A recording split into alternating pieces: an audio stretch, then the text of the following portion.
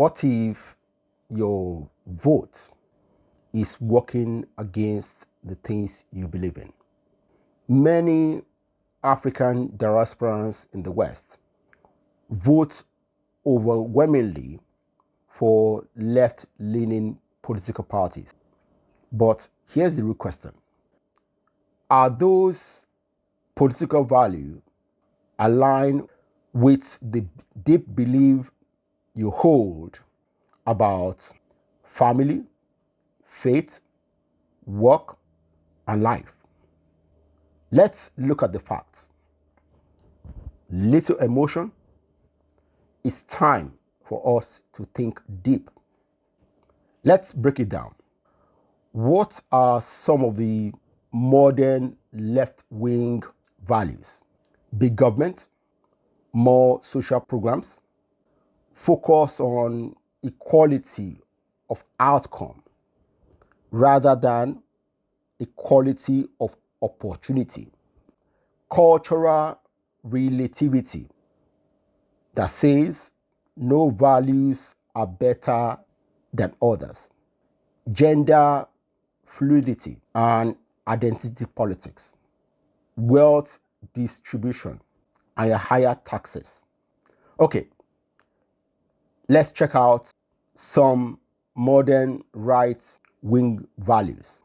Smaller government, individual responsibility, equality of opportunity rather than equality of outcome, traditional values, faith, family, and order, entrepreneurial freedom and economic growth, protection of cultural heritage and national identity.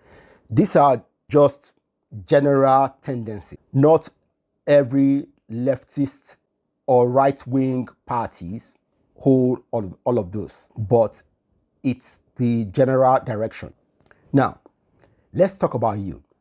Most African diasporans and their children in the West hold conservative lifestyles, even if they don't vote that way.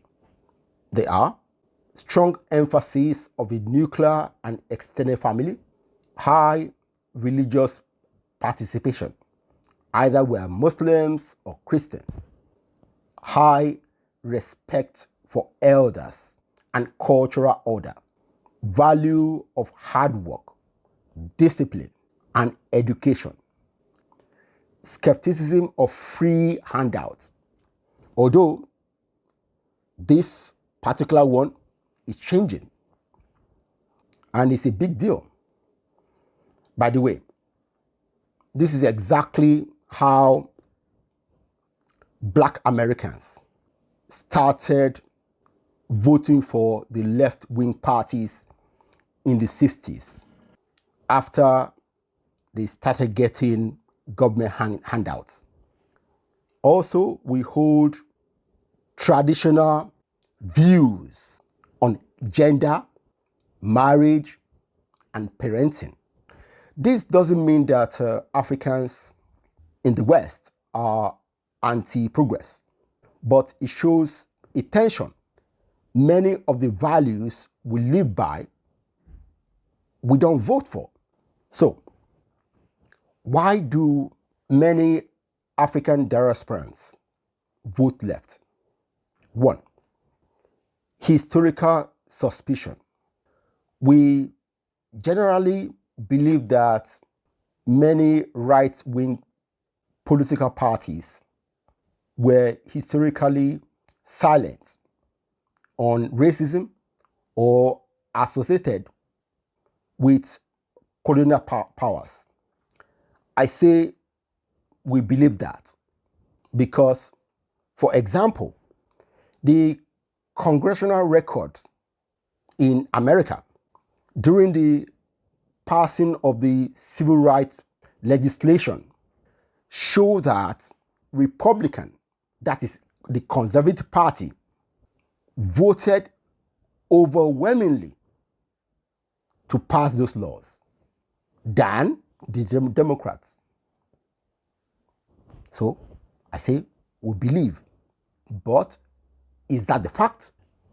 Media framing, conservative views are portrayed as racist, elitist, or ignorant. But are these true? Peer and cultural pressures in many African diasporan communities supporting the right is socially dangerous. In recent years, for example, I have expressed some conservative views and I was immediately shut down and called far right without further discussion. And this happened with people I've known for a long time, some decades, some 4 decades. They have known me all my life. And just because I expressed a right-wing view, I'm suddenly far right without discussion. So, the fear of labeling, the term far right are weaponized to shut down honest conversation, which we need to have. Now, the last one I will give you, the lack of outreach. Right-wing political parties rarely invest in African communities or speak their language.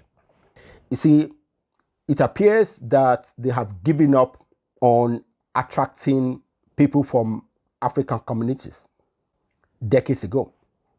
But let's be honest. Many African diasporans are very uncomfortable with far left ideas like abolishing the family, gender ideology, and glorifying victimhood. Well, this is not the video trying to tell you how to vote.